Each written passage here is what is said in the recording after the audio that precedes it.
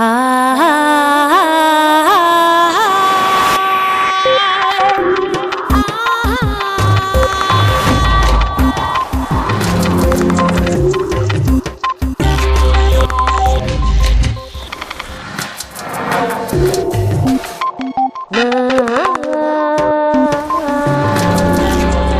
lo que siempre había pensado sobre el cerebro ha resultado no ser cierto tras estudiarlo a fondo.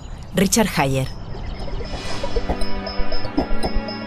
A todos nos gustaría ser más inteligentes, pero apenas sabríamos especificar lo que eso significa.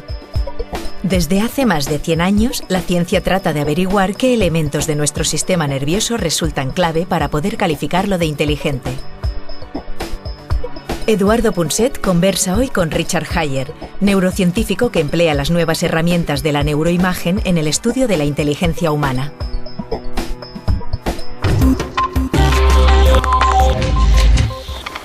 Con la inteligencia está ocurriendo algo muy parecido al estudio de las emociones. En cuanto la ciencia pudo medir algo de los mecanismos emocionales, entonces la ciencia entró paulatinamente en el estudio de las emociones básicas y universales. Bien, pero con la inteligencia ha pasado algo multiplicado por 1000. Allí las posibilidades de medir son inauditas y lo verán en este programa. Y esto ha hecho que la ciencia entrara a saco. Y de una situación en la que lo único que sabíamos, intuíamos, es que la inteligencia a lo mejor tenía algo que ver con el volumen, el tamaño del cerebro, hemos pasado a una situación en la que prácticamente, agárrense, podremos leer lo que la gente está pensando.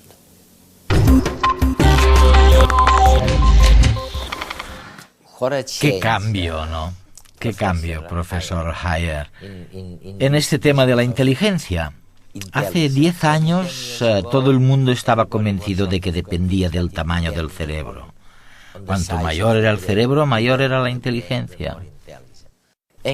Y ahora la situación es difícil porque por lo visto no hay ninguna región cerebral que sea responsable de la inteligencia. Estudiáis la sustancia gris, la sustancia blanca. ¿Qué ha ocurrido?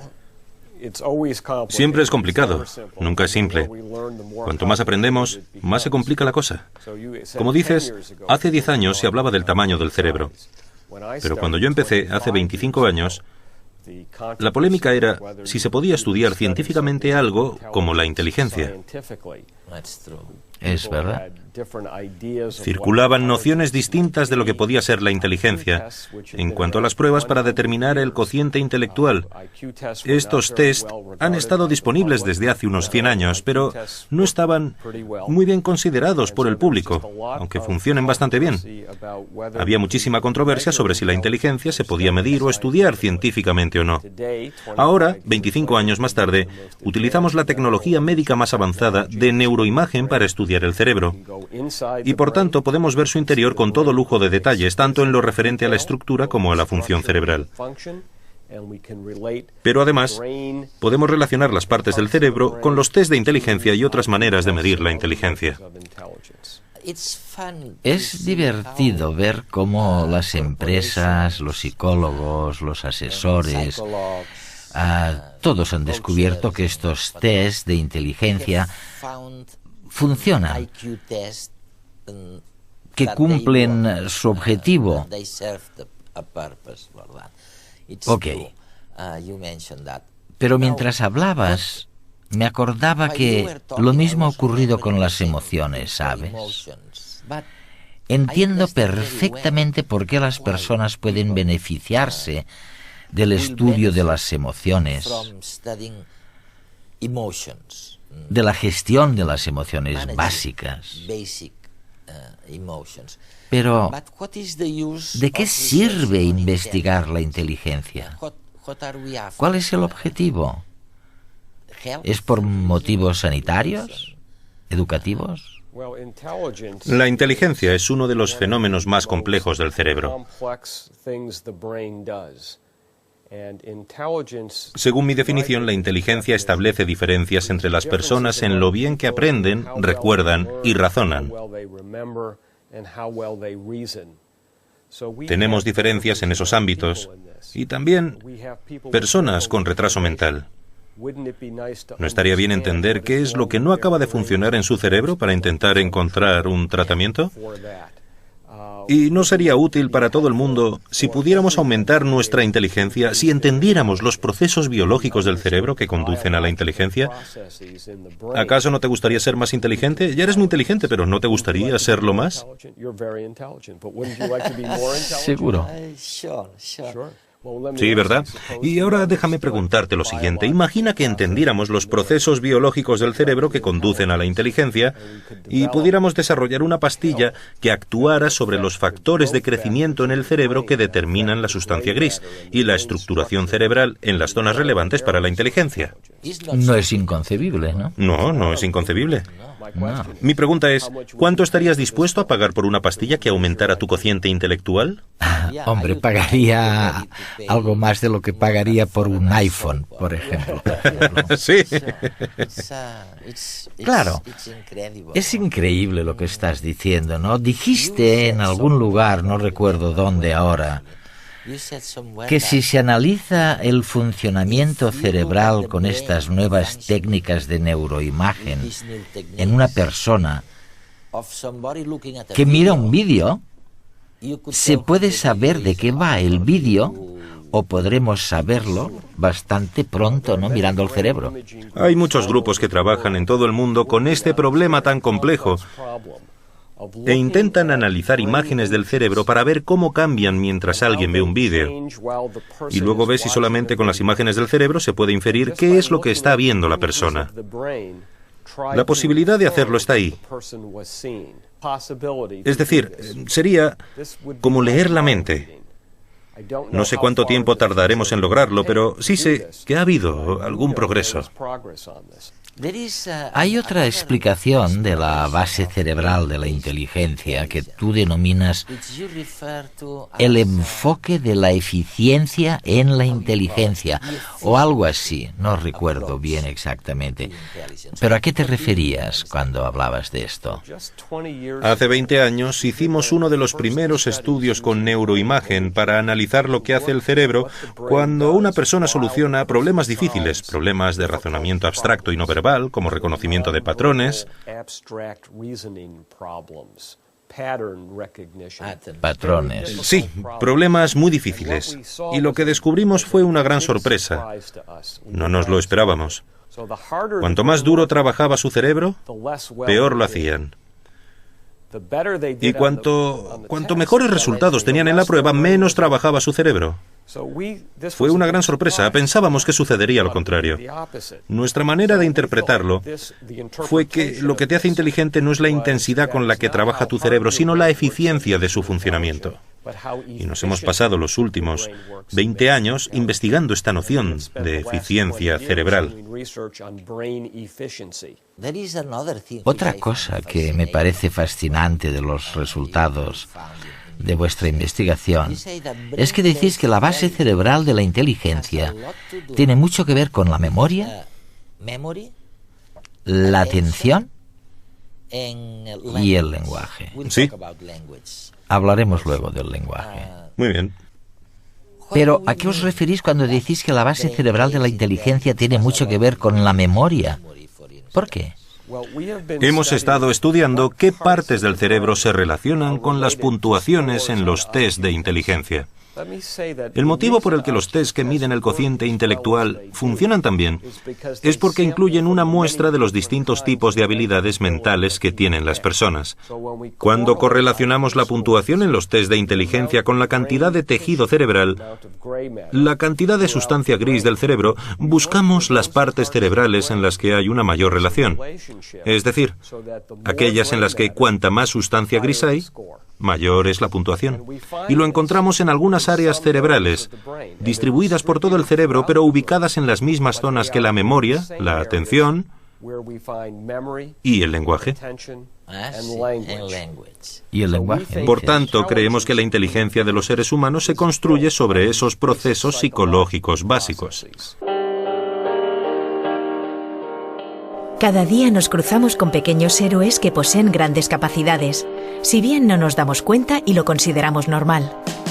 Mira, justo detrás de tu taza de café hay uno de ellos. Yendo y viniendo de un lado a otro del restaurante, los camareros poseen increíbles memorias que les capacitan para recordar un gran número de peticiones y caras de clientes. Una habilidad desarrollada a través del continuo ejercicio de sus funciones al servicio de lo que deseamos.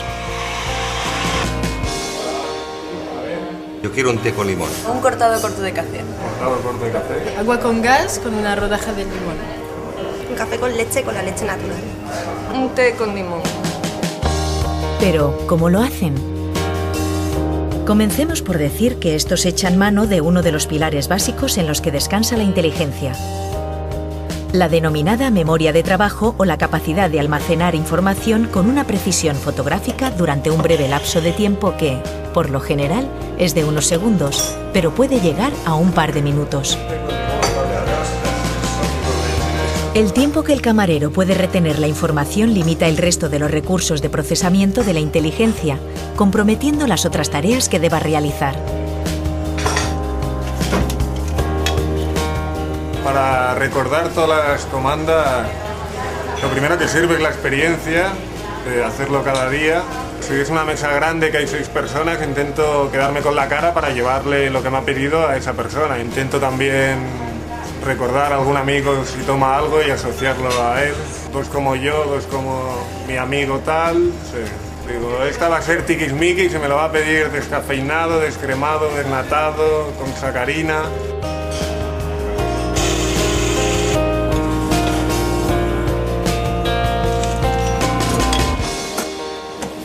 Internamente, el camarero recurre a determinadas estrategias mnemotécnicas, como la repetición de las órdenes o la asociación de las mismas con rostros u otras memorias con vínculo emocional.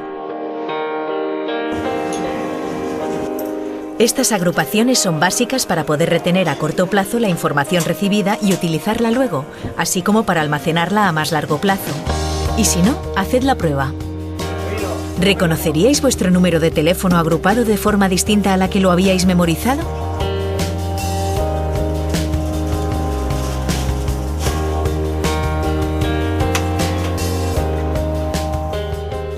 Me has mencionado la sustancia gris. Eso nos lleva a otra pregunta fascinante. La sustancia gris aparentemente, corrígeme si me equivoco, parece variar según el sexo. Los hombres tienen más sustancia gris y menos sustancia blanca que las mujeres. Es así, ¿no? Hay esta diferencia entre los sexos. Eduardo, es una pregunta complicada. Sí, algo. Para empezar, como promedio, los hombres tienen el cerebro más grande que las mujeres.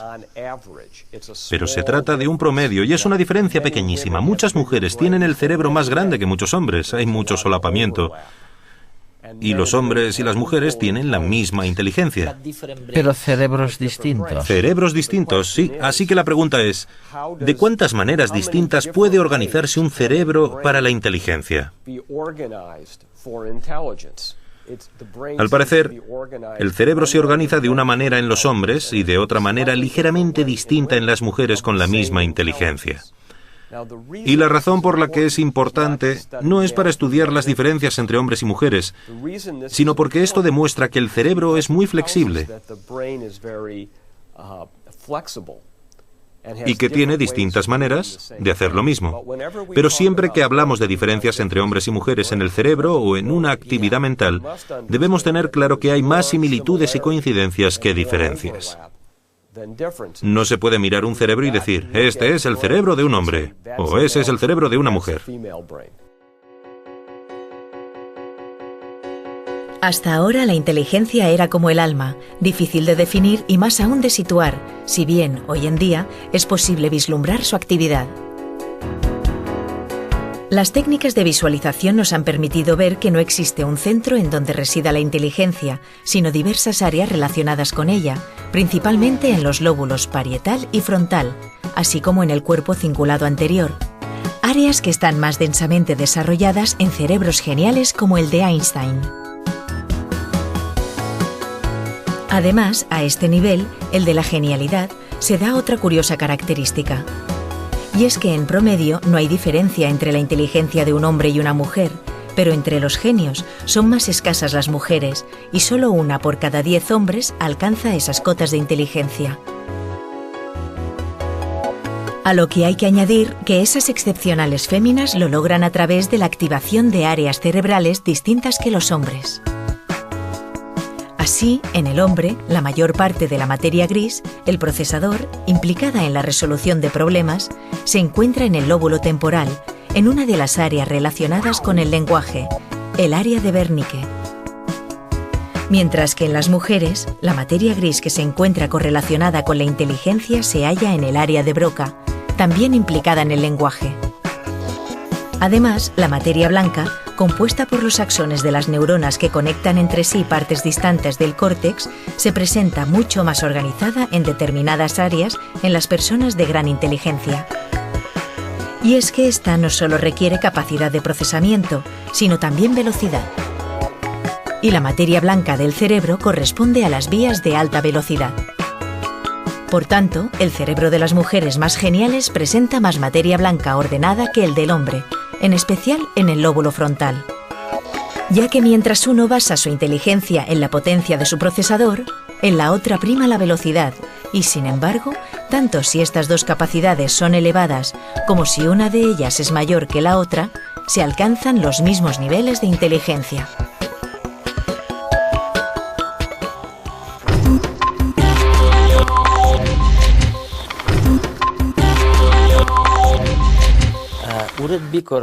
¿Sería correcto decir que quizá no sabemos por qué alguien es inteligente y seguimos siendo incapaces de responder a la pregunta de por qué se es inteligente?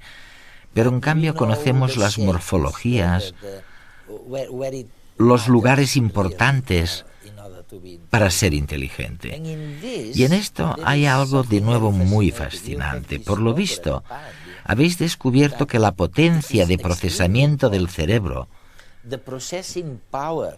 es extremadamente importante. Y eso está relacionado con la sustancia gris, tal vez. Y otra cosa muy importante es la velocidad, distinta. La velocidad a la que se puede calcular y unir cosas separadas entre sí. Y eso probablemente depende de la sustancia blanca. Es verdad. Si eso es cierto, significa algo, ¿no? Esto se ha sabido durante muchísimos años y muchos otros investigadores han trabajado sobre la relación entre la inteligencia y la velocidad de procesamiento de información. Todas las capacidades mentales, incluido el lenguaje, son siempre una combinación de sustancia gris y sustancia blanca. Es como si fuera un ordenador donde la sustancia gris es el procesador y la sustancia blanca es la velocidad, la rapidez del ordenador. Imagina 2 ordenadores, uno con mucha memoria pero con muy poca velocidad, y otro con mucha velocidad pero con una memoria reducida. Si observas a ambos ordenadores haciendo lo mismo, parece como si funcionaran al mismo nivel, pero internamente se trata de una combinación distinta que conduce al mismo resultado. Hay algo, una pregunta que constantemente flota en el aire. Se trata de este asunto de los genes, ¿no? Sí. La herencia genética. Las bases biológicas de la inteligencia. Según se dice, es o son los genes la base de la inteligencia. En este punto, nuevamente, lo maravilloso de tu investigación es que demuestras con enorme modestia lo complicado que es, y que las cosas no son tan sencillas como la gente piensa. Uno de los aspectos complicados es que cuando estudiamos los casos de gemelos, entonces sí, no hay ninguna duda. Si son gemelos idénticos, su inteligencia suele ser muy parecida. O sea que los genes serían importantes. Sabemos que la inteligencia, según se mide por los test, es hereditaria. Y lo sabemos por estudios no solo de gemelos idénticos, sino de gemelos idénticos separados en el momento de nacimiento y criados por familias distintas. De adultos, su cociente intelectual no está relacionado con las personas que los han criado, sino con su gemelo, aunque no lo hayan conocido nunca antes.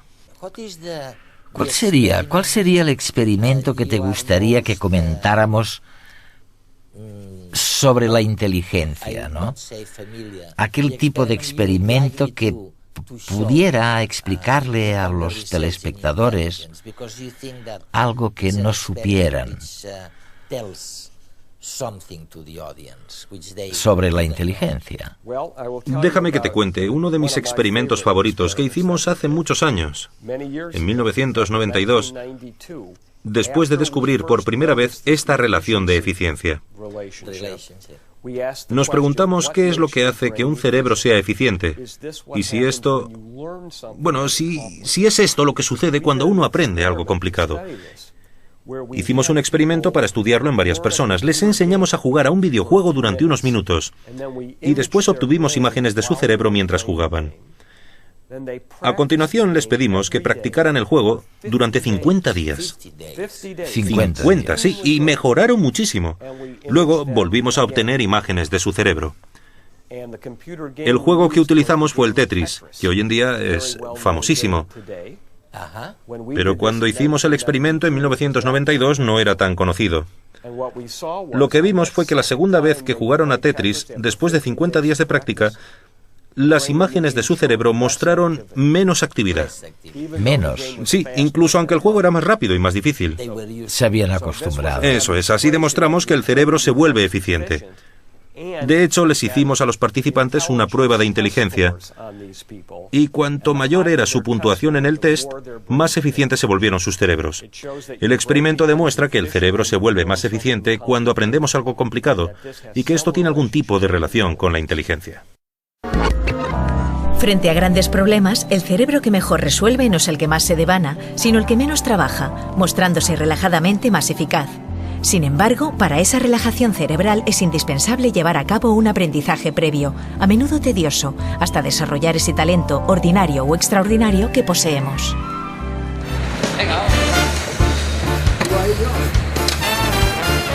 Aprendemos a realizar una actividad como, por ejemplo, conducir un coche, gracias a la repetición de la misma, hasta que así terminamos convirtiéndola en algo casi automático.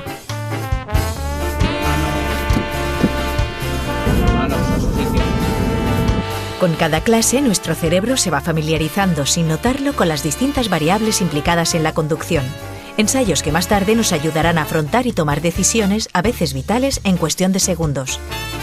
En una incorporación, el cerebro localiza las posiciones espaciotemporales de los otros coches, mientras que rescata de la memoria el uso de los pedales y las marchas, los retrovisores y luces. Y además, toma decisiones para mover nuestros músculos llevando a cabo todas las acciones necesarias. Una multiplicidad de cálculos que el cerebro procede a realizar en un instante gracias a otro tipo de memoria, denominada procedural, que crea un cierto automatismo a través del aprendizaje. Así, repitiendo y repitiendo las mismas situaciones externas y las mismas respuestas internas, conseguiremos cierta destreza en cualquier actividad. Segunda, Silvia. Silvia, segunda, que eso es cuarta, Silvia. Vamos, que cámbiala. Una destreza que se refleja en el cerebro en un menor consumo energético a la hora de realizar esa actividad de nuevo, lo cual es especialmente cierto en individuos con una inteligencia superior a lo normal. Aquí tenemos a un jugador novato. Está aprendiendo a jugar. Cada una de las formas va apareciendo en la parte superior de la pantalla y el jugador la desplaza a la derecha o a la izquierda, o la rota. Y luego, cuando la tiene colocada donde quiere, pulsa el botón para que caiga rápidamente. El objetivo es completar una línea sin dejar ningún espacio vacío. Se empieza con el reto de lograr 40 líneas y se calcula el tiempo que se tarda. Muchísimo, ¿no? Bueno, para mí son 3 minutos, ese es mi récord. Esta persona lleva 2 líneas en 38 segundos. Ha completado 2 líneas. Como ves, se le nota inseguro, va hacia atrás, hacia adelante, deja espacios vacíos. ¿Lo ves? ¿Lo ves? Mira, mira. No es muy eficiente. Bueno, Ahora ha completado 2 líneas a la vez. Muy bien. Ahora tenemos a un jugador con muchísima experiencia. El juego es a tiempo real. No está manipulado. Es a tiempo real. De nuevo, el objetivo son 40 líneas. Es ver cuánto se tarda en completar 40 líneas.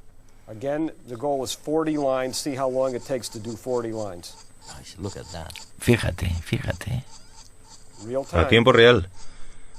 ¿Ves como cada forma nueva? Sin errores, 4 líneas a la vez. Mira. Ninguno. Ni un error, oye. Sí, y mira qué rápido. Tiene el récord del mundo, supongo, Sí, tiene el récord del mundo en la versión online.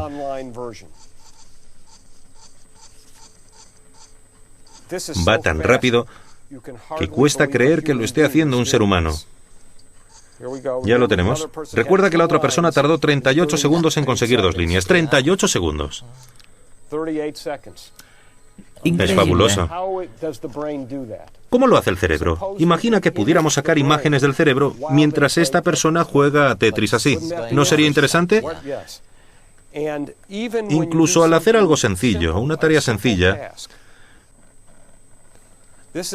hay una nueva manera de obtener imágenes del cerebro que se llama magnetoencefalograma o MEC. Eso es. Y se pueden obtener imágenes milisegundo a milisegundo de la actividad cerebral para ver cómo se transmite la actividad de un lugar a otro en el cerebro. Aquí verás lo que pasa un segundo después de que aparezca una luz en la pantalla. La persona tiene que apretar un botón si la luz sale por la derecha y otro botón si la luz sale por la izquierda. Una persona, un destello de luz, un segundo. El proceso está ralentizado para que pueda analizarse con más claridad. Y la pregunta sería, ¿qué partes del cerebro toman esta decisión tan sencilla? Vaya, oye, primero fue esta zona, ¿no? Sí. Te lo volveré a enseñar e iré deteniéndolo. Alrededor de 195 milisegundos después de que se encienda la luz, la zona visual está muy activa porque la zona visual ha visto la luz. Luego, se activa la zona de la memoria. La persona recuerda este botón para esto y este botón para aquello. Y ahora vemos cómo se ilumina la zona motora, porque está moviendo el dedo para pulsar. Tienes la parte visual, luego la memoria y luego la parte motora, ¿no? Es increíble, Sí. Oye. Pero ahora mira la parte frontal.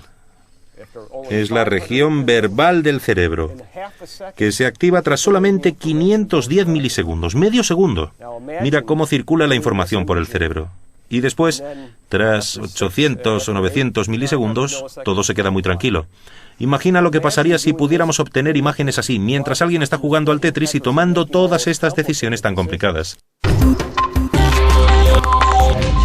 Bueno, la verdad es que cuando nos encontramos, y parece increíble, ¿no? Cuando nos encontramos con alguien inteligente, reconocemos enseguida que es inteligente. Decimos, esta persona es inteligente. Ahora, que no nos pidan qué es ser inteligente, porque todavía no lo sabemos muy bien y todavía sabemos menos por qué uno es inteligente y el otro lo es algo menos. Tenemos algunas aproximaciones, y es lo que hemos visto en este programa, que nos explican el comportamiento inteligente o no inteligente de grupos, de colectivos, pero no necesariamente de individuos. A veces pienso, a medida que me hago mayor, que si aprendo una cosa nueva tengo que olvidar otra antigua. Richard Hayer.